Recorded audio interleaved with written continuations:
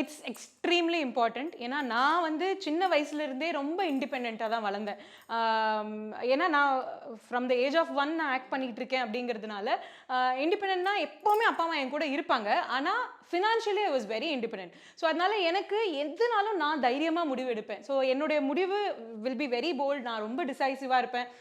So அது மட்டும் இல்லாமல் I have seen many people, அதாவது கல்யாணத்துக்கு அப்புறம் கூட இல்லை கல்யாணத்துக்கு முன்னாடி ஐ ஹவ் ஃபியூ ஃப்ரெண்ட்ஸ், அவங்க எல்லாமே வந்துட்டு என்னடா வாழ்க்கை இது.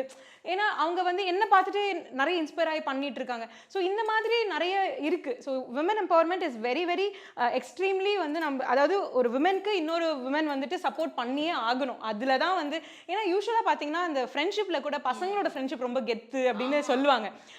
விமனுக்கு அப்படி கிடையாது அப்படின்னு. ஆனால் அதெல்லாம் இல்லை. ஸோ விமன்மே வந்துட்டு they are like very close. நல்லா ஒருத்தவங்களுக்கு ஒருத்தவங்க நல்லது பண்ணணும்னு நினைக்கிறவங்க நிறைய பேர் இருக்காங்க.